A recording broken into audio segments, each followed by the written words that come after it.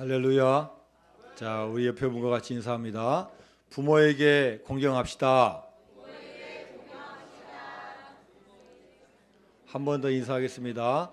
어른들께 순종합시다.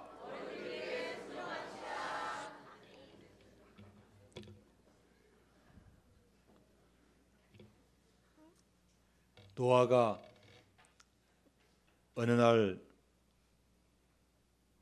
마시는 포도주를 마음껏 마시고 취했습니다. 얼마나 많이 마셨는지 취해서 잠을 자는데 자기가 바지를 벗어버리고 잔지도 모르고 자고 있습니다. 자, 그 사건으로만 끝났으면 얼마나 좋았겠습니까? 그런데 둘째 아들 함이 우연히 방에 들어가서 아버지의 이런 모습을 봤습니다. 자, 아버지의 부끄러운 모습, 좀 추한 모습, 술 취한 모습을 봤으면은 좀 덮어주거나 가려주거나 모른 척하면 여러분 얼마나 좋았겠습니까? 근데 사람이 심리가 뭔가를 잘못된 걸 보면 자꾸 이야기하고 싶어요. 그래서 밖에 나와가지고 형한테도 이야기하고 동생한테도 이야기합니다. 야, 아버지 술 드셨는데 정말로 술 주정을 부리신 모양이다. 옷 다 벗고 주무셔. 성경의 뒷부분 보면은 축복과 저주를 해주시는데 이 함 자신만 그런 게 아니라 그 아들 가나안에 대해서 저주를 하는 거 보면요, 자식한테도 이야기한 것 같아요. 그 아들한테까지도 이야기한 거예요. 야야, 너 할아버지 보니까 술 드시고 이거 내가 그거 봤다. 너 본받지 마라. 아마 이렇게 말했을 것 같습니다.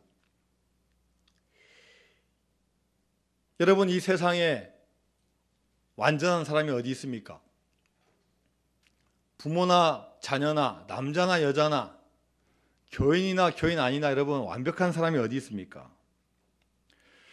성경에서는 이 노아를 의인이라고 부릅니다.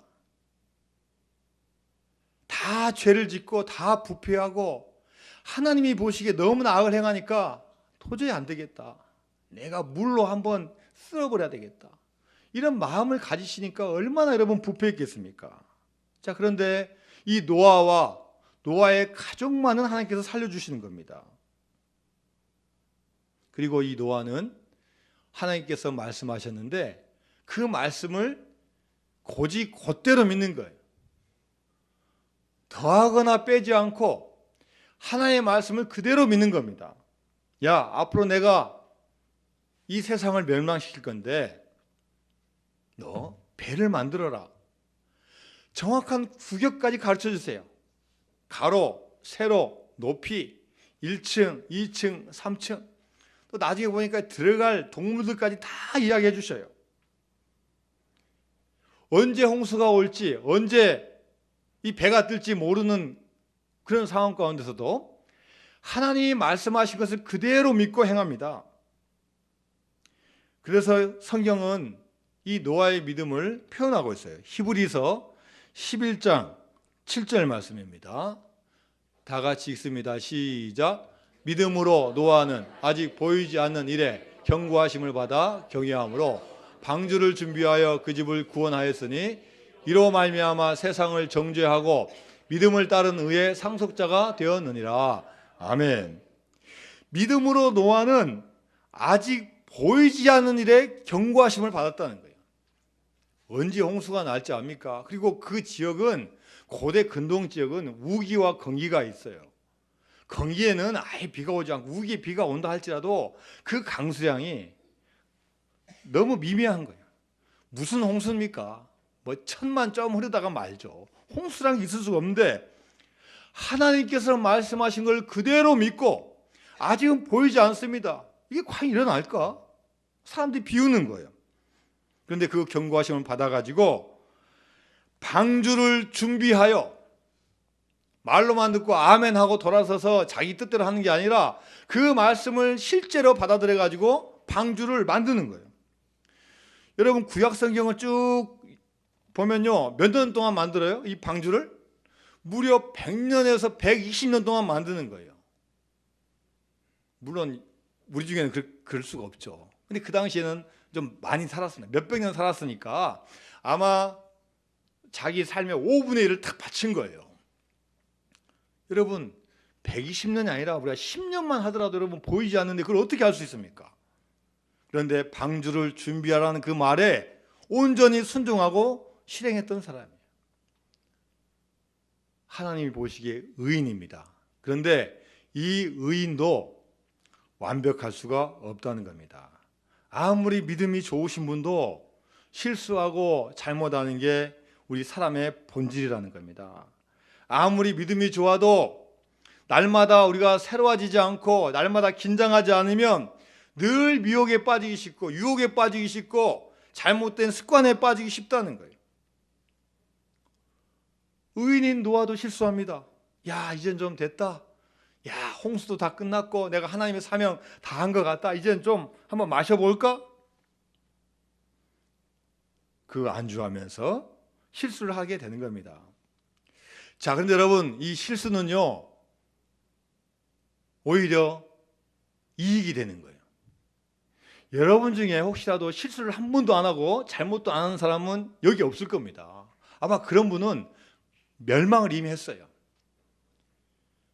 실수 안 하고 잘못 안 하면 자기가 최고인 줄 알고 교만해지는 거예요. 성경에서 말합니다. 교만은 패망의 선봉이라. 실수하고 잘못하지 않은 사람은요, 금방 망하게 된다는 거예요. 부모도 자식도 인간입니다. 부모도 실수하고 잘못할 때가 있습니다. 그런데 우리는 자기의 모습은 살피지 않고 부모가 좀 잘못하게 하고 부모가 좀 나를 섭섭하게 하는 것 가지고 부모님을 트집 잡는 거예요. 부모는 무조건 나한테 잘해줘야 되고 무조건 내 요구 들어줘야 되고 나는 언제든지 요구할 수 있고 이렇게 생각한다는 거예요. 여러분 부모 되신 분도 한번 생각해 보십시오. 이제 부모가 되보면 부모의 심정을 우리가 조금 이해할 수 있습니다. 영국의 사무엘 존슨이라는 사람이 자기 제자들과 함께 시장터에 갑니다. 시장터 한가운데 서서 계속 눈물을 흘리는 거예요. 1시간, 2시간도 지나고 5시간 동안 그곳에 서서 한없이 눈물을 흘리고 있는 겁니다. 그래서 제자들이 의아해가지고 물어보는 거예요. 선생님, 도대체 이게 무슨 일이십니까? 무슨 슬픈 일이 있기에 이렇게 우십니까? 내가 어렸을 때 우리 아버지가 여기에서 중고 서점을 하셨어요. 아버지가 아프셔가지고 하루는 일을 할 수 없어가지고 나한테 말씀하셨네. 아들아, 오늘 하루만 나 대신 일 좀 해줘라. 어떤 분이 책을 예약하고 찾으러 올 텐데 이 책을 좀 전달해주고 오늘 좀 문 열고 문 좀 한번 닫아봐라. 근데 이 어린 마음에 아버지가 하는 일이 창피한 거예요. 중고 서점 조그만 한 게 너무 창피해가지고 아버지 저 그거 못합니다. 저 안 합니다. 아버지가 어쩔 수 없이 아들이 안 한다니까 본인이 나가셔가지고 일을 하셨다는 거예요. 그런데 그 일 하신 뒤로부터 계속 더 몸이 아프고 악화되셔가지고 얼마 있다가 돌아가셨다는 거예요. 그래서 50년이 지난 지금도 이 자리에만 서면 못난 아들 때문에 일찍 돌아가신 아버지가 생각이 나서 눈물이 비 오듯 쏟아지는 거라네. 이렇게 탄식을 했다고 합니다. 여러분, 부모님 없이 이 세상에 태어나신 분은 한 분도 없습니다. 생명의 주인이신 하나님께서 여러분을 그냥 하늘에서 뚝 떨어뜨린 게 아니에요. 부모님이라는 분을 통해서 우리를 이 세상에 보내주셨습니다. 우리를 부모님이 낳아주셨기 때문에 우리가 이 자리에 있을 수가 있습니다. 그리고 여러분도 이제는 나이가 드셔서 부모님 되신 분도 있고 나를 낳아주신 부모님이 이 세상에 안 계신 분도 많이 있습니다. 여러분, 세월은 흘러갑니다. 그리고 부모님은 기다려주지 않습니다. 우리가 어떻게 부모님에게 효도할 수 있겠습니까? 살아있는 부모님에게 어떻게 효도하고, 또 부모님이 안 계시다면 우리가 어른들을 어떻게 우리가 효도하고 공경할 수 있겠습니까? 방법은 많이 있습니다. 용돈도 많이 드리고, 선물도 사드리고, 여행도 시키고, 자주 찾아뵙고, 전화도 자주 하고, 아주 좋습니다. 그러나 가장 중요한 게 뭡니까? 부모님이 부모님다울 수 있는 그 자존감을 세워주는 거예요. 자녀가 어떻게 할 수 없지만 부모님이 부모님일 수 있을 그 자존심, 우리가 뭉개지 않고 세워줘야 된다는 겁니다. 노아가 술을 마시고 뜻하지 않는 실수를 했습니다. 여러분, 실수할 수 있어요. 그리고 이 실수에 대해서 덮어줄 수도 있고 더 큰 소문을 낼 수도 있습니다.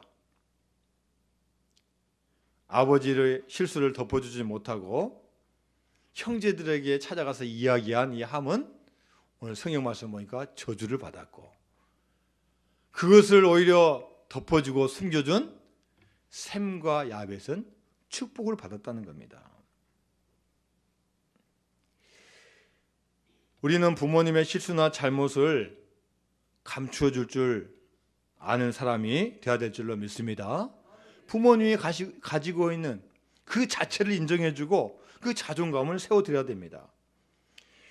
여러분, 부모님은 우리를 위해서 얼마나 많은 수고를 하셨습니까? 낳아주시고 길러주시고 눈물로 피땀 흘려 교육시키셨습니다. 마른 자리 골라서 우리를 뉘어주셨습니다. 허리띠 졸라매면서 여러분 다 키워주셨습니다. 부모님은 배가 고파서 뱃속에서 물이 출렁출렁거리면서도 자식에게는 먹여주시고 잘 되기를 원하신 분이 부모님이십니다. 여러분, 예수님은 사역하시니라고 예수님의 아마 어머니의 사랑을 아마 많이 맛보지 못했을 겁니다. 그러나 부모님의 심정에서 알고 있어요. 마태복음 7장 9절에서 11절까지 말씀입니다. 시작. 너희 중에 누가 아들이 떡을 달라 하는데 돌을 주며 생선을 달라 하는데 뱀을 줄 사람이 있겠느냐? 너희가 악할지라도 좋은 것으로 자식에게 줄 줄 알거든. 하물며 하늘에 계신 너희 아버지께서는 구하는 자에게 좋은 것으로 주지 않겠느냐? 하나님의 사랑을 이야기하시면서 부모님에게 비유하는 거예요. 설사 부모가 악할지라도 자녀에게는 절대 나쁜 거 줄 부모가 없다. 생선을 달라 하는데 뱀을 줄 부모가 어디냐? 그게 부모의 마음이다. 부모의 사랑이라는 걸 말씀해 주는 거예요. 여러분, 이런 부모에 대해서 우리가 어떻게 해야 되냐는 거죠. 구약 성경은요, 잘못된 것에 대해서 아주 강력하게 이야기하는데요. 출애굽기 21장 17절 말씀에는 그 아비나 어미를 저주하는 자는 반드시 어떻게 하라고 했어요? 죽일지니라. 아버지와 어머니를 저주한다는 죽이라고까지 말씀하시고 계십니다. 그런데 여러분, 아버지 실수를 덮어주지 못하고 소문낸 함이 어떻게 됩니까? 자, 오늘 본문 창세기 9장 25절 말씀입니다. 9장 25절 시작. 이에 이르되 가나안은 저주를 받아 그의 형제의 종들의 종이 되기를 원하노라 하고. 여러분, 이 가나안은 함의 아들입니다. 아버지가 잘못했는데 또 그 자녀까지 또 잘못을 같이 이어지는 거예요.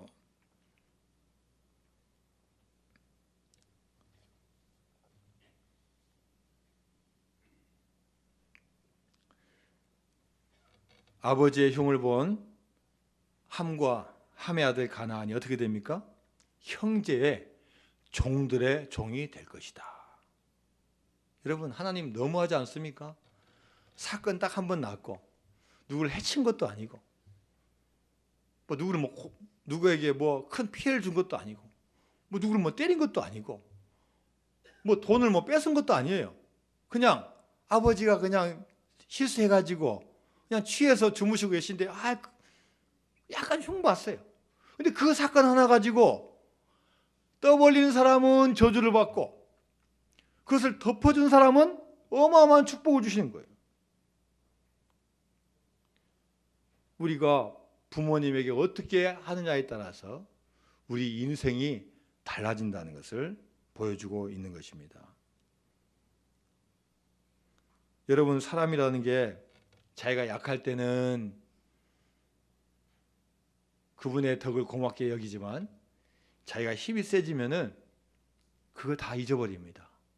심지어 배반합니다. 하나님은 우리의 그러한 것을 아시고 계신 거예요. 그래서 너희들 윗사람, 특별히 부모님에 대해서는 너희들이 나이 먹어도 너희들이 독립할 수 있는 힘이 있어도 무시하지 말라고 강력하게 우리에게 지금 경고를 해주는 겁니다. 여러분, 우리는 부모님의 자존감을 세워주고 부모님을 높여주는 자녀가 되어야 될 줄로 믿습니다. 윗사람에게 잘해야 됩니다. 부모 원망하는 말 하시면 안 돼요. 부모 때문에 그렇다고, 부모 때문에 내가 흩어져라고, 왜 이렇게 우리 집은 가난하냐고 부모 원망하면 안 된다는 거예요. 하나님이 다 들으신다는 거예요. 하나님께서 나에게 너무나 귀한 부모 주셨습니다. 물질은 없지만 나를 너무나 사랑해 줍니다. 오히려 힘들고 어려워도 부모님을 공경하고 칭찬하고 덮어주면은 하나님께서 더 큰 축복을 여러분에게 주실 줄로 믿습니다. 자, 셈과 야벳은 어떻게 했습니까? 떠버리지 않고 그걸 듣고 어떻게 했어요? 바로 들어간 게 아니라 어떻게 들어갔습니까? 뒷걸음쳐 들어갔어요. 왜요? 아버님의 수치를 보지 않으려고 뒷걸음쳐서 들어갔어요. 그리고 뭘 들고 갔습니까? 겉옷을 들고 가가지고 덮어줬어요. 보지 않고. 그냥 몇 분 만에 일어난 간단한 사건이 이거 하나 모시고 하나님께서 이 셈과 야벳을 어마어마하게 축복 주시는 거예요.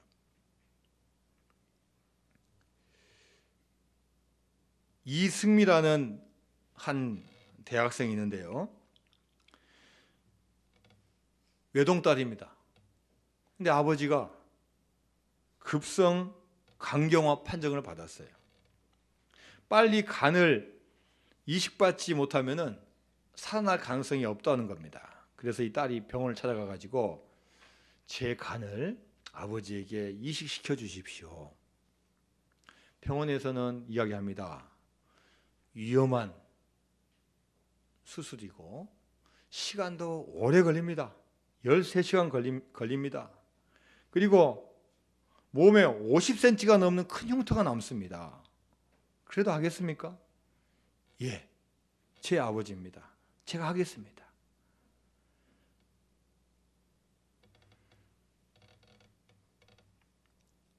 자기 간의 70%를 아버지에게 떼주었습니다. 그런데 문제는 그 다음입니다. 이 승미 씨 가족은 수술비를 대느라고 7천만 원의 빚을 졌어요.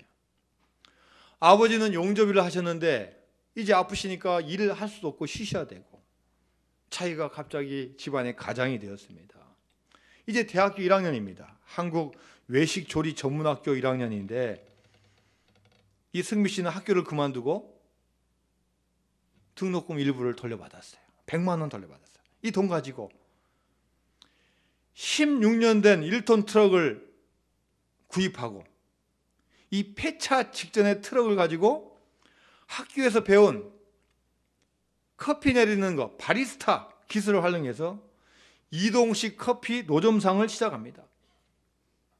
그런데 여러분, 일하는 간을 70% 떼줬는데 여러분 체력이 되겠습니까? 조금만 일하면 어지러지하고 몸이 약해지는 거예요. 낡은 트럭은 발전기가 자주 꺼지고 구청 단속 직원은 쫓아다니면서 막 단속하니까 도망 다닙니다. 또래 여대생 20대 초반 애들이 왔다 갔다 하면요, 그 친구들이 너무나 부러운 거예요.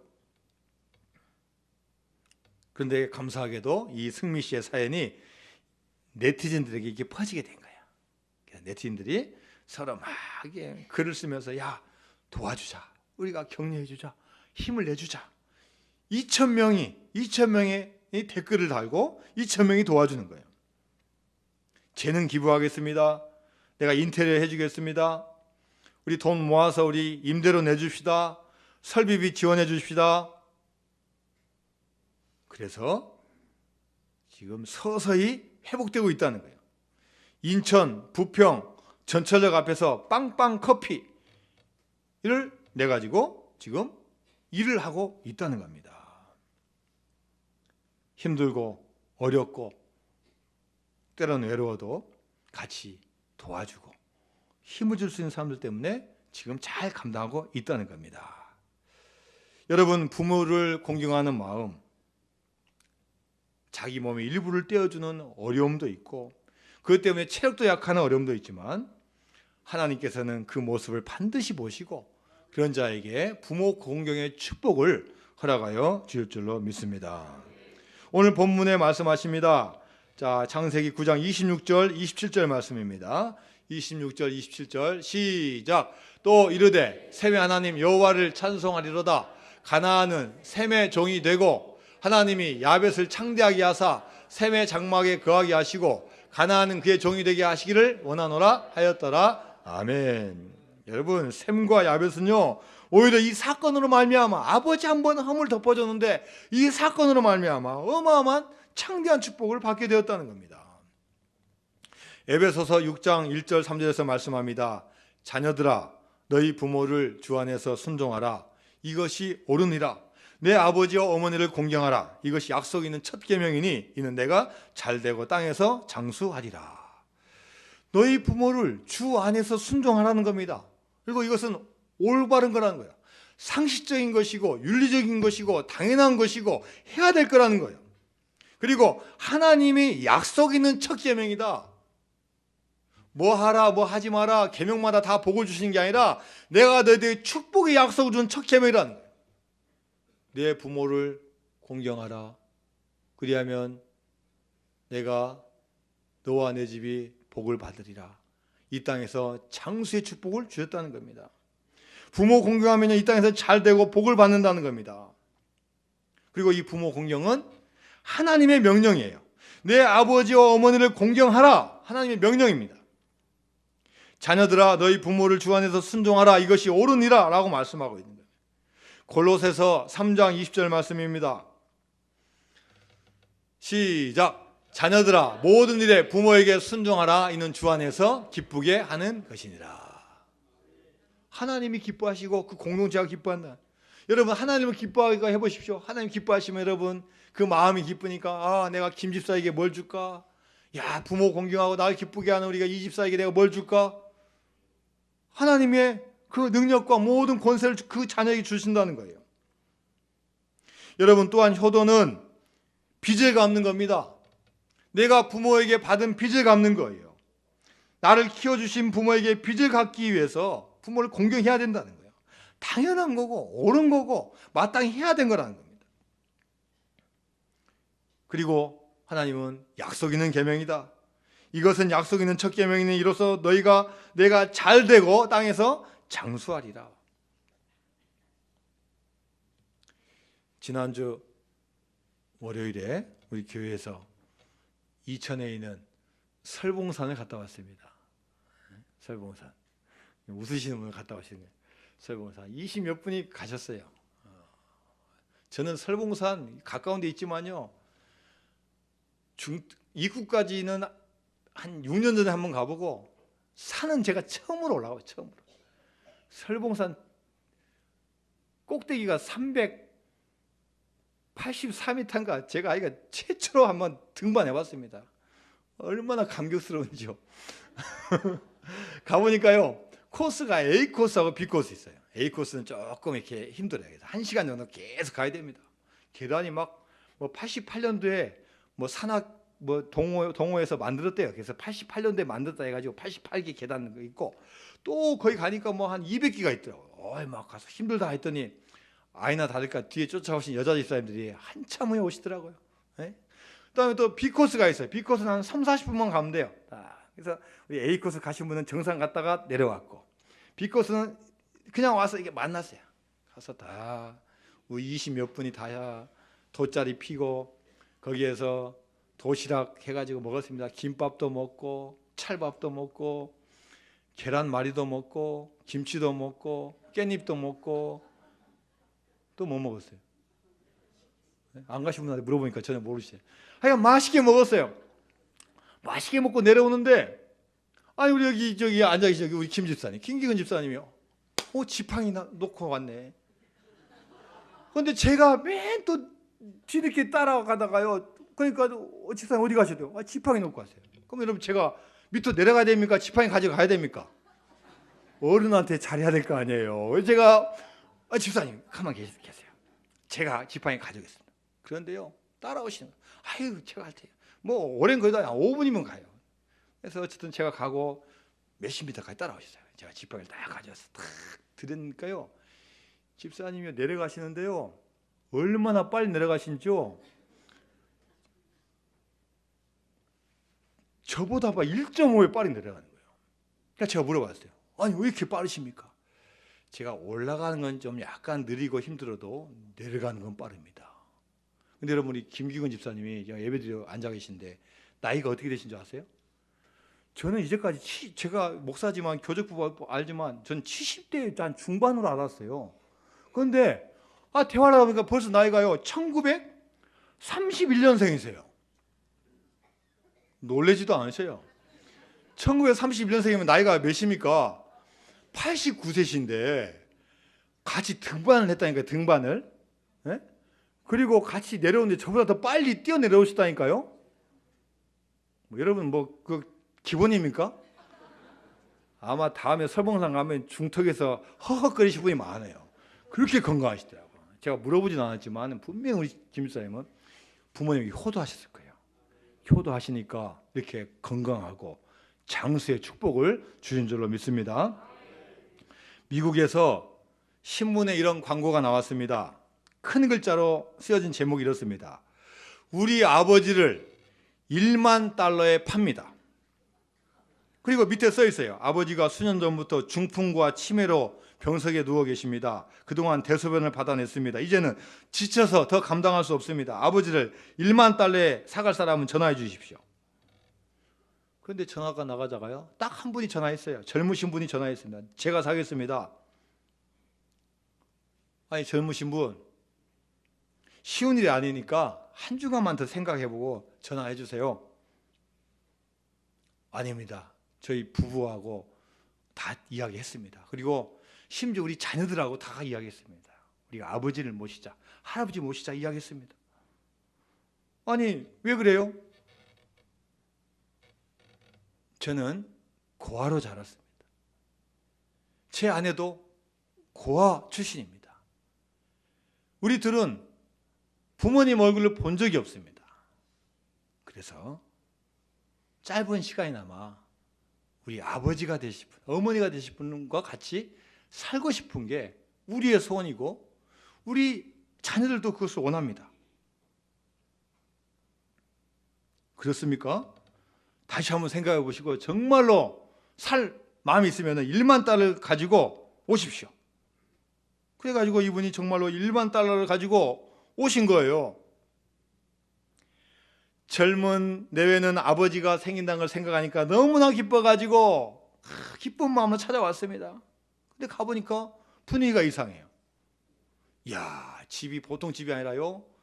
그쪽 주소가 보니까 아주 그냥 큰 저택들이 있는 거예요. 그리고 그 집 주소를 딱 찾아서 문을 열고 들어가니까 마당에는 수영장이 있어요. 최고급 차가 있어요. 안내를 받아서 들어가니까 거기에 노신사가 앉아 있는 거예요. 자, 이분이 물어봅니다. 이분이 혹시 살기가 어려워서 아버지를 이분이 살기가 어려워서 아버지를 파는 것인 줄 알고 왔는데 잘 이해가 되지 않는 거예요. 멍하니 서 있는 젊은 부부를 보고 노신사는 내가 광고를 냈습니다 라고 말합니다. 그리고 이 노인은 젊은이 이야기를 다시 한번 들어보고 이 젊은 사람이 정말로 아버지가 필요하다는 그 결심을 확인합니다. 그러면서 $10,000에 나를 사서 친부모같이 모시고 싶다면 나를 사십시오 이렇게 말합니다. 깜짝 놀라는 젊은 부부에게 노신사가 웃으면서 말합니다. 내가 나이는 많고 자식이 없습니다. 그래서 자식이 될 만한 착한 사람을 구하려고 거짓 광고를 낸 것입니다. 그런데 젊은이를 만나게 되어서 감사합니다. 이제 나의 하나밖에 없는 아들이 되어주세요. 그리고 이 모든 집, 재산 다 당신 것입니다. 내 아들 겁니다. 내 비서와 함께 빨리 집에 가서 당신의 자녀들, 나로 말하면 손주들 다 빨리 데리고 와서 나랑 같이 삽시다. 여러분, 우리가 부모님을 공경하는 거 결코 쉬운 일이 아닙니다. 나이 드시면은 다 병드시고 누우시고 치매도 들고 정말 모시기에 힘드신 분들이 많이 있습니다. 그러나 하나님은 지금도 우리에게 강력하게 말씀하십니다. 내 부모를 공경하라. 내 부모에게 순종하라. 이것이 약속 있는 첫 계명이라고 말씀하고 있습니다. 여러분, 이 세상에 완전한 부모는 한 분도 없습니다. 이제 나이 드시면 우리가 보살펴 드려야 됩니다. 자존감 세워 드려야 됩니다. 부모님의 허물 누구한테 이야기하기보다는 덮어주고 사랑해주고 우리가 책임을 져야 될 줄로 믿습니다. 오늘 본문에서 분명히 한 가지 말씀하고 있는 거, 셈이 복을 받은 이유, 함이 저주받은 이유, 단 한 가지 사건입니다. 부모가 수치스러울 때 우리가 소문내고 험담하느냐, 아니면 덮어주고 우리가 사랑해주느냐. 어버이 주일을 맞이해서 여러분 우리 가정을 돌아보는 시간이 되어야 될 줄로 믿습니다. 부모님이 혹시 여러분 살아계십니까? 나에게 잘해주어서 부모님이 아니라 계신 자체가 우리의 부모님이십니다. 부모님도 이제 약해져 갑니다. 여러분 우리가 도와드리고 효도해야 될 줄로 믿습니다. 어떤 선물보다도 존경하는 마음이 먼저 가장 첫 번째가 되는 줄로 믿습니다. 여러분 복 받고 싶으십니까? 여러분 복 받고 싶으십니까? 건강하고 오래 살고 싶으십니까? 효도하시기 바랍니다. 부모를 공경하면 반드시 복을 받고 장수의 축복을 받을 줄로 믿습니다. 부모의 허물을 덮어주시기 바랍니다. 부모 공경은 바로 축복의 지름길입니다. 가정의 행복과 연결되는 겁니다. 바로 부모 공경이 여러분 인생의 성공 비결이 될 줄로 믿습니다. 2년 전에 어버이날 설문조사를 해봤습니다. 자, 부모님들 받고 싶은 선물 1번이 뭐예요? 1등이 뭐겠습니까? 현금, 돈. 2등이 뭡니까? 같이 식사하자, 가족 식사. 3등이 뭐예요? 나 효도여행 보내줘라. 여기 3등이에요.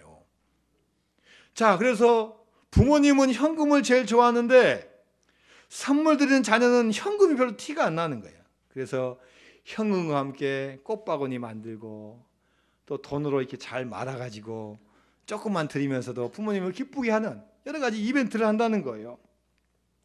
자, 그런데 어버이날 받고 싶은 선물 순위를 매길 때 그 전제가 있어요. 전제가. 그 전제가 뭡니까? 아무리 좋은 선물 해줘도 뭡니까? 자녀가 잘 돼야 되죠. 자식이 일 잘 안 풀리고 너무 힘들게 살고 선물만 받은 부모의 마음이 좋겠습니까? 자녀가 잘 돼야 된다. 여러분, 우리가 잘 되는 것은 부모를 공경하면 잘 된다고 말씀하고 있습니다. 우리가 부모님 잘 공경해서 잘 돼서 부모님을 더 기쁘게 하는 저와 여러분이 되어야 될 줄로 믿습니다. 역대상 29장 21절 말씀해 보니까요, 이튿날 여호와께 제사를 드리고 또 여호와께 번제를 드리니 수송아지가 1000마리요 순양이 1000마리요 어린 양이 1000마리요 또 그의 전제라. 온 이스라엘을 위하여 풍성한 제사를 드리고. 역대상 29장은요 솔로몬의 기도가 아니라 다윗의 기도예요. 다윗이 지금 고백하는 거예요. 하나님, 제가 하나님께 제사를 드렸고 번제를 드렸지 않습니까? 수송아지 1000마리 드렸습니다. 순양이 1000마리고 어린 양이 1000마리입니다. 이걸 누가 듣고 배웠어요? 솔로몬이 듣고 배운 거예요. 나중에 뭘 드립니까? 1,000번제를 드립니다. 1,000번제. 여러분, 부모가 이렇게 믿음의 길을 가니까 그 자녀가 보고 듣고, 나도 1,000번제 드려야 돼. 나도 1,000마리 드려야 돼. 다윗은 이미 그 전에 축복을 다 받았고, 솔로몬, 그래? 야, 너 1,000번제 드렸는데 내가 너한테 뭘 줄까? 하나님, 백성을 잘 다스릴 수 있는 지혜 주세요. 야, 내가 지혜 주고 말고 거기다 너에게 부귀영화도 주겠다. 이게 하나님의 마음이라. 부모님을 잘 공경하고 부모님 좋은 거 잘 본받고 부모의 허물을 덮어주는 자, 하나님께서 그 백성에게 반드시 장수의 축복과 이 땅에서 잘된 축복을 허락하여 주실 줄로 믿습니다. 우리 다